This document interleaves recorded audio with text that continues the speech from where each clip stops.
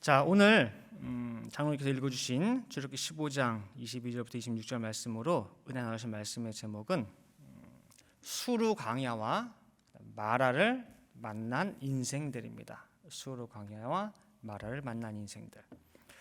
자, 오늘 그 본문 살펴보면은요, 이스라엘 백성들이 이제 수르 광야로 들어서서 3일 동안을 헤맸는데 물을 찾지 못했어요. 그리고 드디어 3일 만에 마라에 도착을 해가지고 여기 물이 있네, 샘이 있어요. 그래가지고 탁 달려들어서 먹었는데 써서 먹지를 못하겠는 거예요. 그래서 써서 먹지를 못함으로 말미암아 모세를 원망하고, 모세를 원망했다, 그 말은 다른 말로 하면은 하나님을 원망하게 되는 거죠. 그 장면이 오늘 나오고 있어요. 자, 근데 오늘 본문 전장인, 오늘 본문이 출애굽기 15장인데 그 전장 14장에 보면은 전무후무한 하나님의 위대한 기적이 나와요. 뭐냐? 홍해를 가르시죠. 홍해를 하나님의 콧김으로 가르셔요.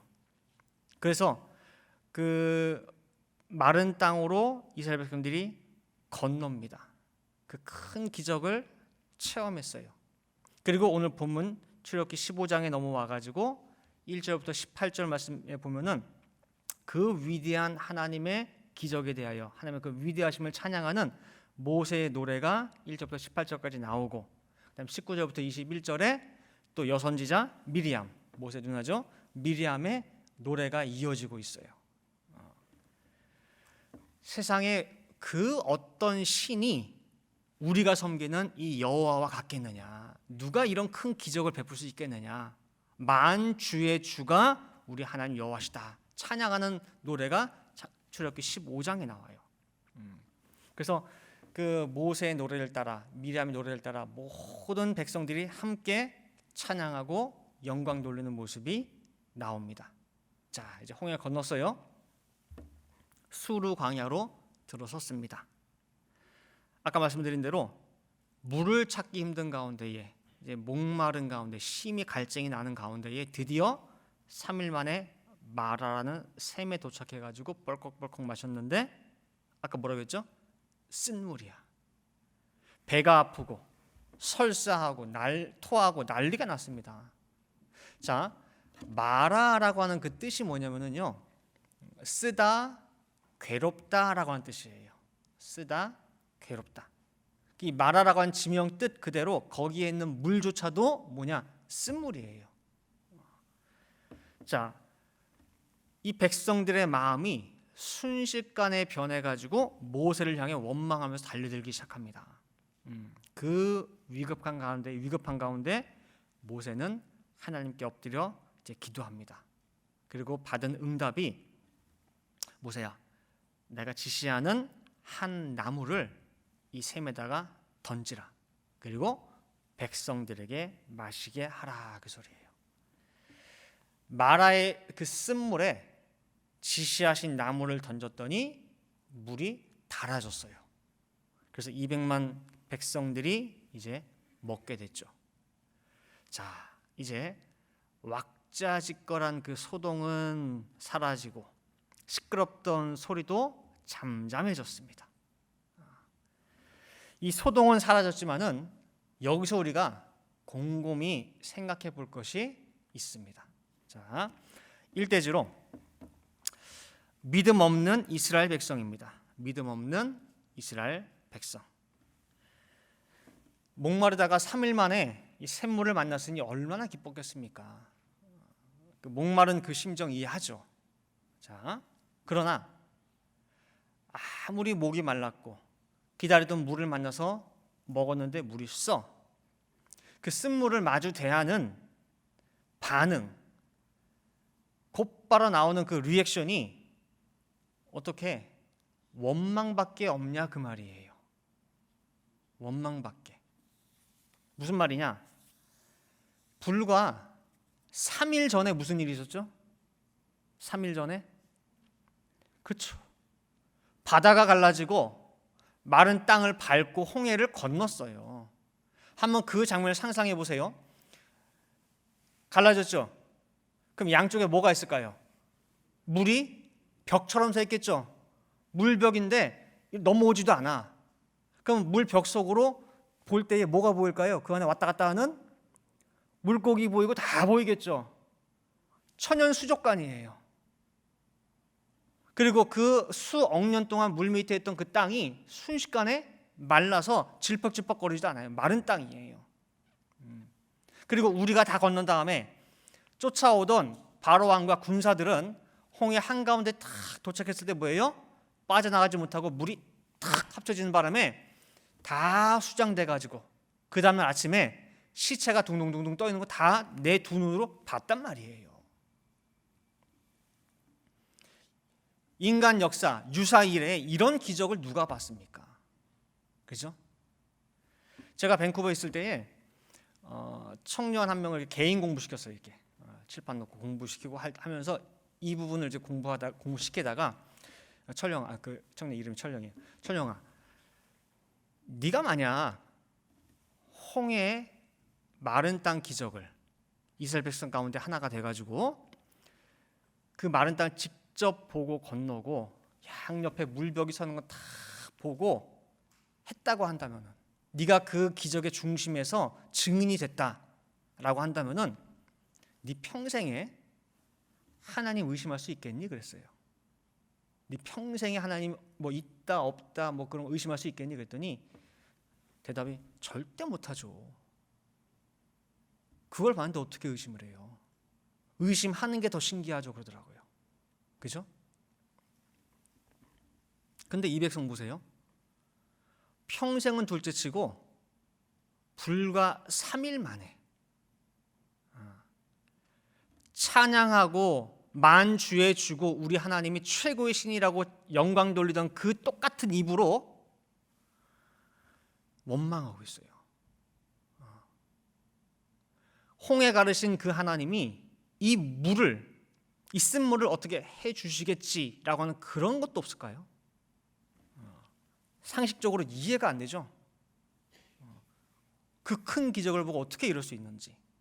여러분들 같으면 어떠시겠어요? 한번 나를 대입해 보세요. 내가 그 홍해 기적의 역사의 현장에 있었어. 그 3일 지나서 목이 너무너무 가라앉는데 먹었더니 쓴물이야. 그 현장에서 그 상황에 나는 어땠을까? 나는 그 사람들이랑은 달랐을 것 같은데, 나는 그러지 않았을 것 같은데 라는 생각이 드세요? 내가 에덴 동산 아담이었으면은 선악과 안 따먹었을 텐데, 내가 유대인이었으면은 예수님 절대로 십자가에 못 박지 않았을 텐데, 내가 마라의 셈에 있었으면은 절대 원망 안 했을 텐데. 근데 그렇게 얘기한다 하는 우리와 그때 그 사람들과 전혀 다를 바가 없다고 예수님 말씀하셔요. 자, 마태복음 23장 29절부터 31절 말씀 보시면은, 화 있을진저 외식하는 서기관들과 바리새인들이여, 너희는 선지자들의 무덤을 쌓고 의인들의 비석을 꾸미며 가로되. 다시 말하면 그 당시에 서기관 바리새인들이 구약 때 죽은 어떤 누구 선지자 다 그 비석 무덤에 가가지고 통곡하고 막 비석을 꾸미면서 하는 말이 뭐냐면은, 만일 우리가 그때 조상 때에 있었다면 우리는 저희가 선지자의 피를 흘리는데 참여하지 아니하였으리라, 그 소리예요. 나 같으면 그렇게 안 했을 텐데, 나 같으면 그 선지자 순교당하고 갈 때 말렸을 텐데 라는 거예요. 근데 31절, 그러면 그 소리를 하는 너희가 선지자를 죽인 자의 자손됨을 스스로 증거함이로다 그러는 거예요. 네 입에서 그 말 하는 자체가 뭐냐면은 그 선지자를 죽인 조상의 후손이라는 거예요. 그 다를 바가 없다는 거예요. 즉 마라에서 원망한 이스라엘 백성의 그 모습이 어찌 보면은 내 모습이고 우리 모습이라는 거예요. 별반 다르지 않다는 거예요. 여기서 우리가 깨달을 수 있는 한 가지가 뭐냐면요,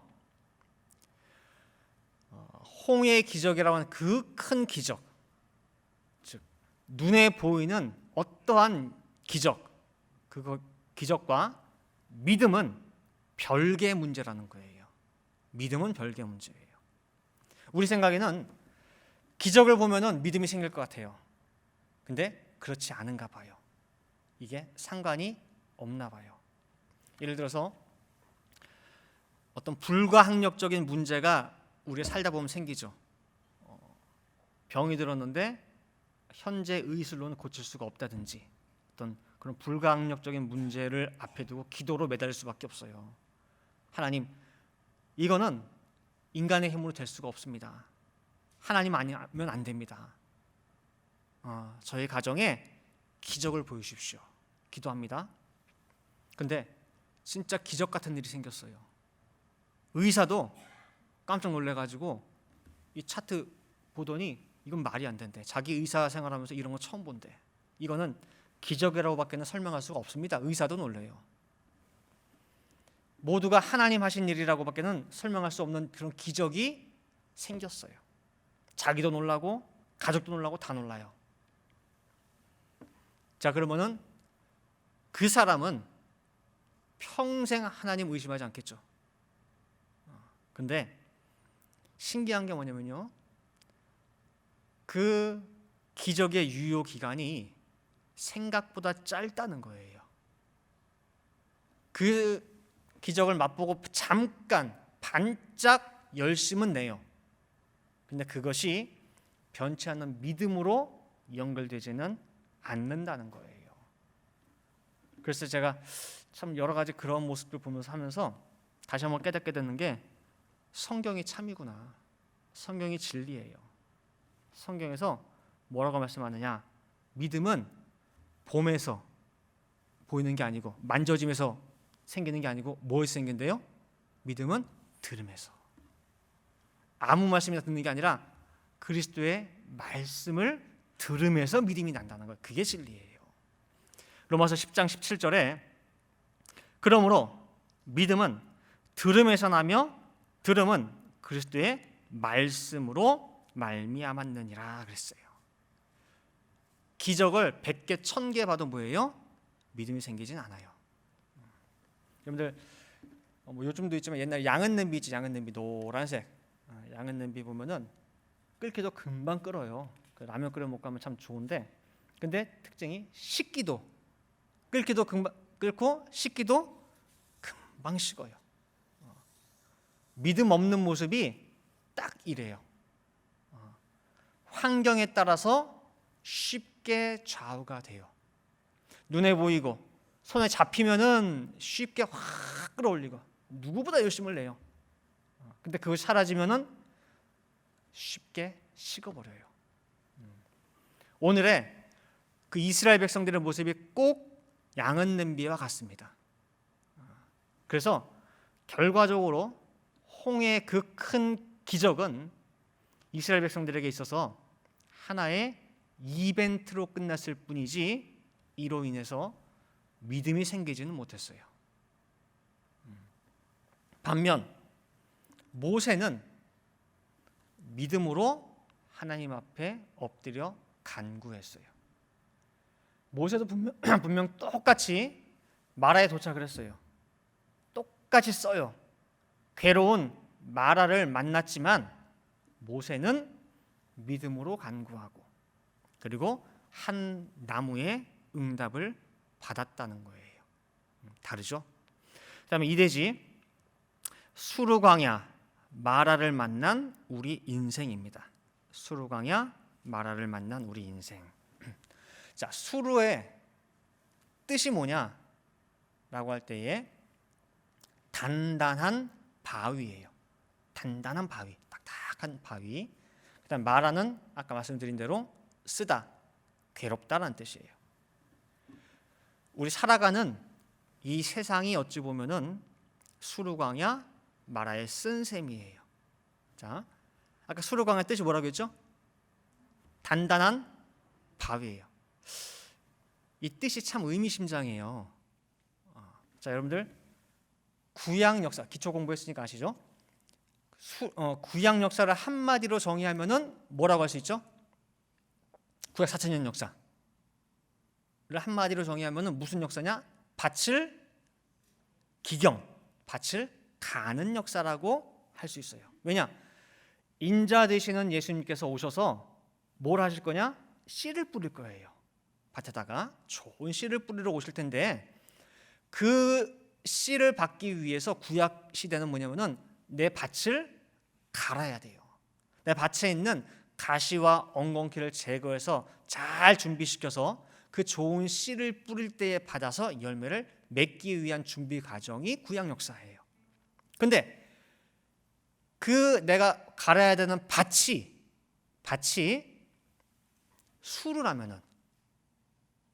수루라고 한다면은 어떤 현상이 발생하냐 그 소리예요.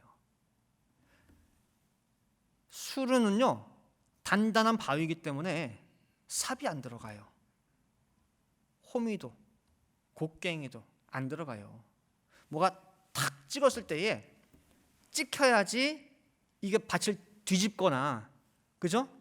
개가 날 거 아니에요. 가시를 뽑거나 엉겅퀴를 뽑거나 할 수 있을 거 아니에요. 근데 단단한 바위, 수루, 이 밭은 찍히질 않아요.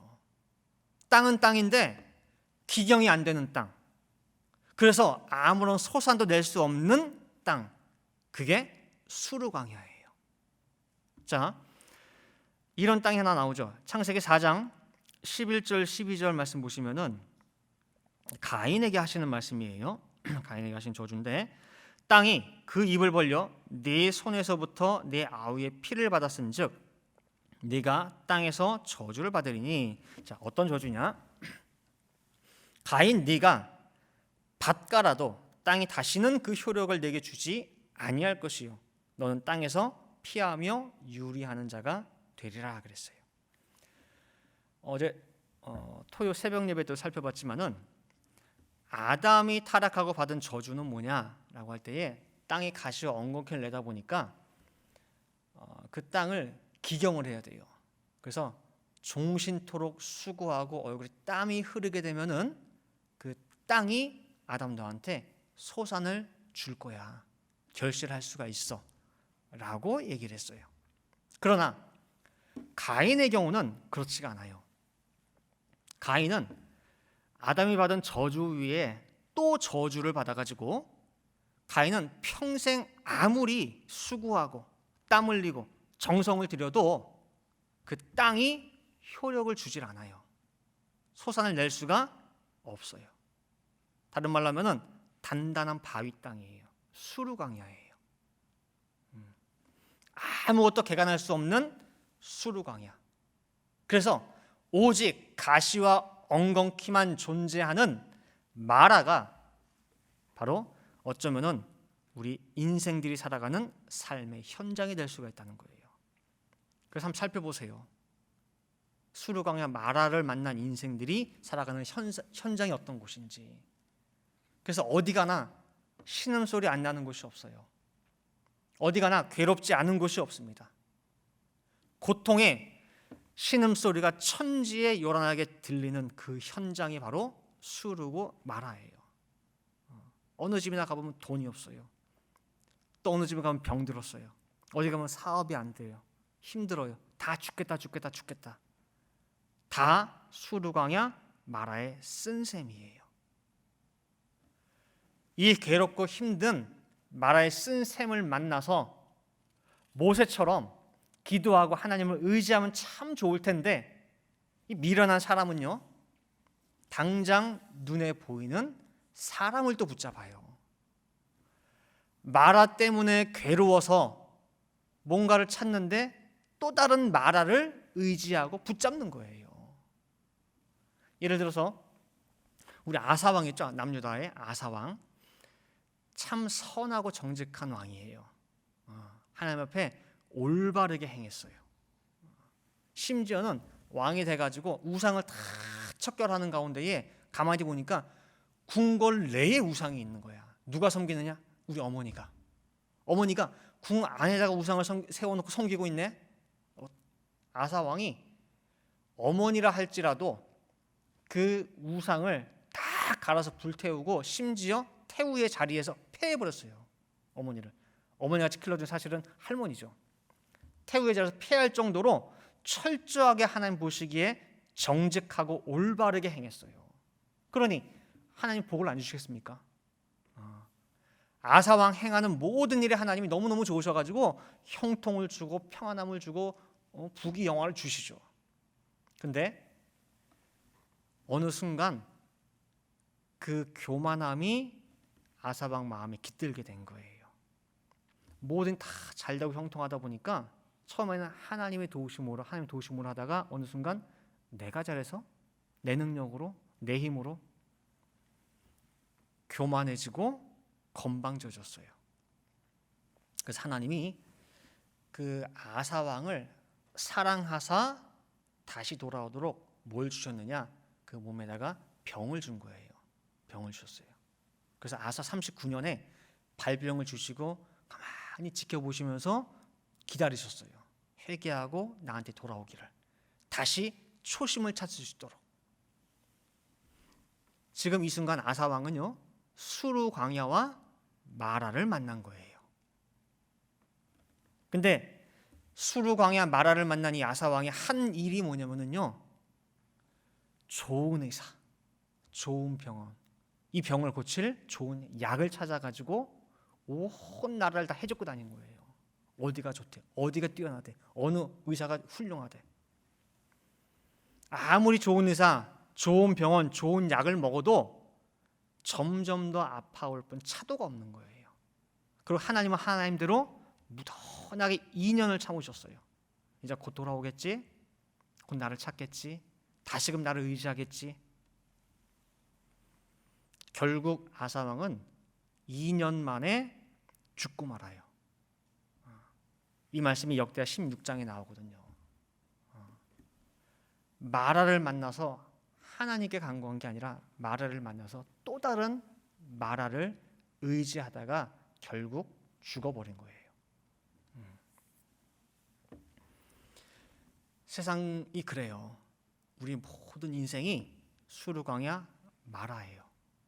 거기서 이 괴로움을 잊기 위해서 또 다른 마라 찾지 마시기 바래요. 자, 그다음 3대지로 마라에 쓴 물을 달게 한 십자가 나무예요. 마라에 쓴 물을 달게 한 십자가 나무. 오늘 본문에 보니까 먹으면 죽는 그 쓴물, 마라에 하나님이 지시하시는 나무를 던졌더니 물이 달아졌더라 말씀하고 있어요. 그럼 이 나무가 어떤 나무냐?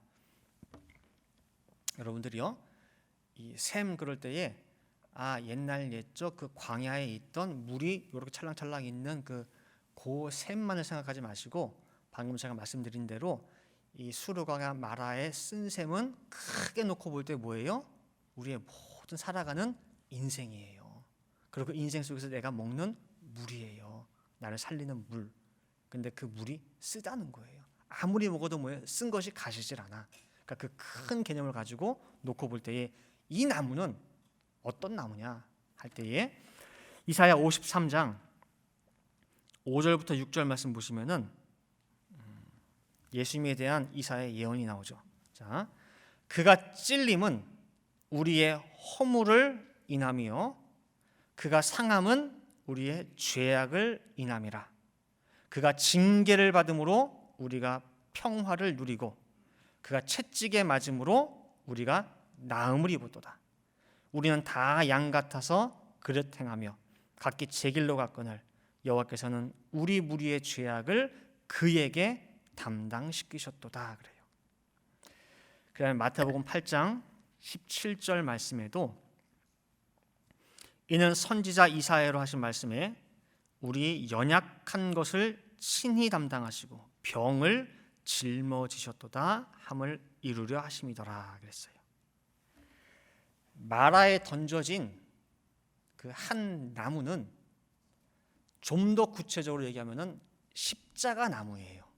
십자가 나무. 자, 마라는 한마디로 말하면은 총체적인 고통의 자리입니다. 모든 것이 다 그 안에 다 들어있어요. 모든 괴로움이 그 안에 다 들어있어요. 찔리고 아프고 고통에 부르짖는 그 자리가 마라의 자리예요. 내가 지고 가야 되는 마라의 그 자리에 한 나무 되시는 예수님이 대신 들어가신 거예요. 원래는 내가 들어가야 돼요. 내가 그걸 감당해야 돼요. 내가 찔릴 가시를 예수님이 대신 찔렸고, 우리의 연약함과 모든 병을 예수님이 대신 짊어지셨다고 말씀하고 있는 거예요. 그래서 마라의 샘에 던져진 이 나무는 그냥 나무가 아니라 십자가 나무라는 거예요. 나 위에서 대신 피 흘리는 나무고, 그러므로 말미암아 그 나무가 나에게는 은혜의 나무가 되는 거고, 또한 나에게 축복의 나무가 되는 거예요. 이제 결론 맺도록 하겠습니다. 오늘 본문 마지막 절인 출애굽기 15장 26절, 그 결론이 뭐냐면은 나는 너희를 치료하는 하나님이라 그랬어요. 난 너희를 치료해 주겠대. 알고 보면 너희들 다 아파. 다 아파. 머리부터 발끝까지 성한 곳이 없어. 너희 눈에 안 보일지 몰라도 내 눈엔 다 보이거든. 근데 걱정하지 마. 내가 너희를 치료해 줄게. 완전하게 치료해 줄게. 세상 의사는 치료하고 나서 어디 이제 좀 차도를 봅시다라고 해요. 그러나 우리 하나님은요, 완전 치료하시는 하나님이에요. 마라의 그 쓴샘 같은 세상을 다 달게 만드시고, 수르광야, 단단한 바위, 돌짝밭을 젖과 꿀이 흐르는 가나안 땅같이 만드신다는 것을 여러분 꼭 믿으시기 바랍니다. 우리 생활 가운데도요, 건강, 가정, 사업, 어느 곳이든 믿음으로 이 십자가 나무가 던져질 때에 마라와 같은 모든 문제들이 다 해결되는 거 꼭 믿으시기 바랍니다. 요한복음 2장에도 보면은요, 가나 혼인잔치 자리에 예수님이 참석했죠. 같이 어머니랑 제자들이랑 같이. 근데 포도주가 떨어졌대요. 거기에.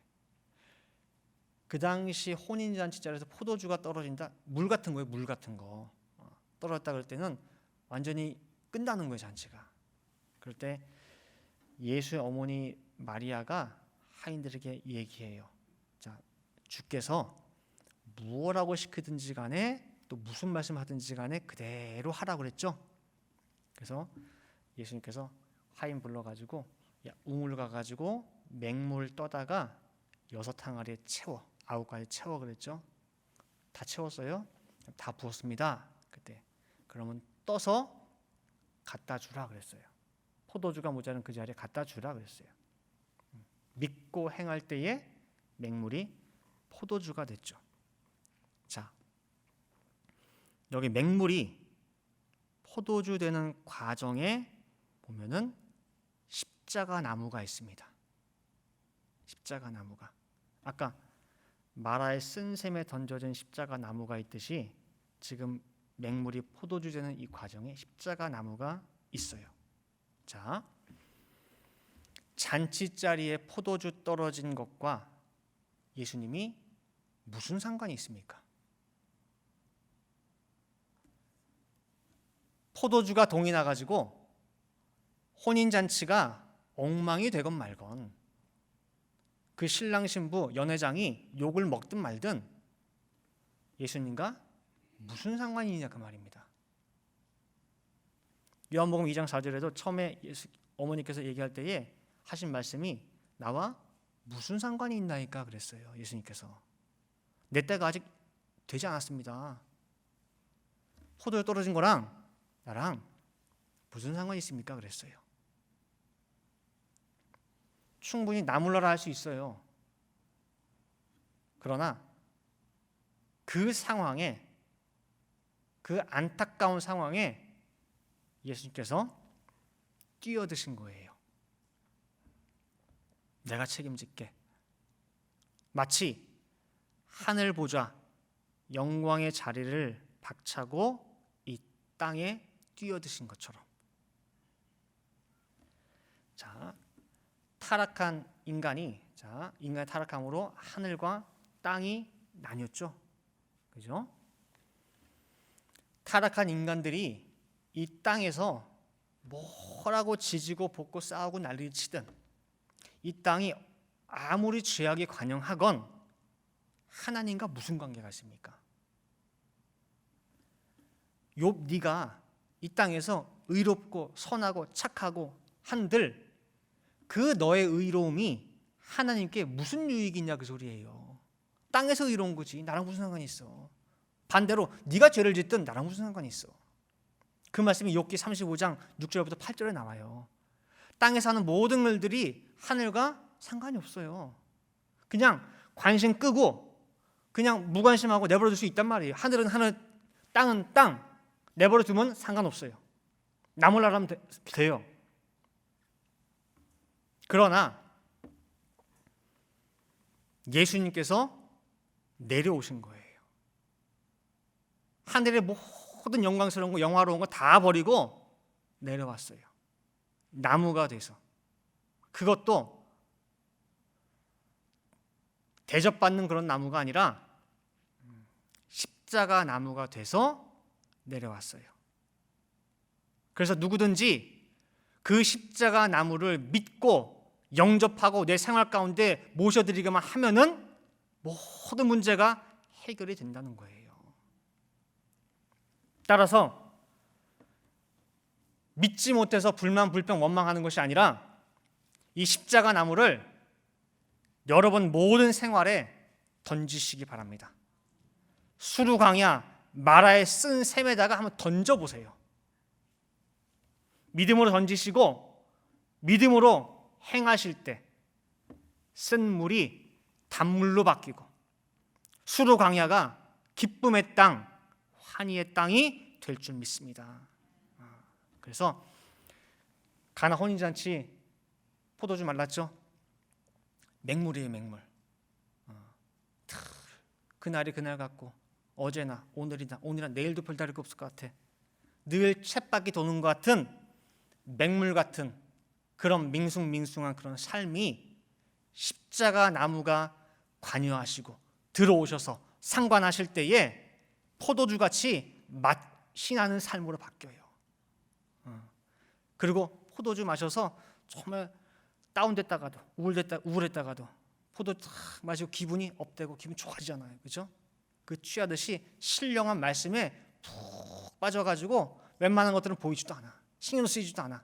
그냥 하늘색에 바라보는 게 마치 아브라함, 이삭, 야곱이 하늘의 본향을 바라보고 살아갈 때에 세상의 것들이 뭐예요? 다 하찮게 보이듯이 신령한 말씀에 포도주에 취할 때에 이 땅에 사는 것이 뭐예요? 매일매일이 기분 좋고 살만 나는 그런 삶으로 바뀌듯이 여러분 삶 속에 십자가 나무를 꼭 받아들이시고 영접하시고 그 다음에 기쁨의 삶을 살아가시를 간절히 바라겠습니다. 함께 기도하시겠습니다.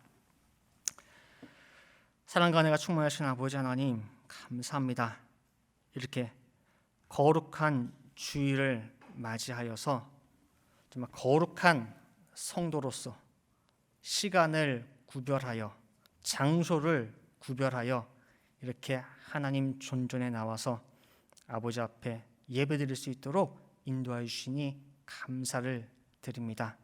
거룩한 이 백성들에게 하나님의 신령한 말씀을 허락하여 주시고 깨달음을 허락하여 주시고 또한 그 깨달음 가운데에 참 소망을 허락하여 주시어서 비록 내가 발딛고 살아가는 이 세상이 수르 광야같이 단단한 바위 같고 또 마라에 쓴 샘같이 어디를 가도 어디를 둘러봐도 다 나를 괴롭히고 나를 못살게 하는 것밖에 없지만은 정말 이 수르 광야 마라 쓴 샘에 나를 위해 이 땅에 내려오신 십자가 나무 되시는 예수 그리스도를 영접함으로 말미암아 나의 모든 어두운 것이 빛으로 바뀔 수 있게 도와주시고 마라에 쓴 것들이 다 달게 바뀔 수 있게 도와주시고 날마다 아무런 무미건조한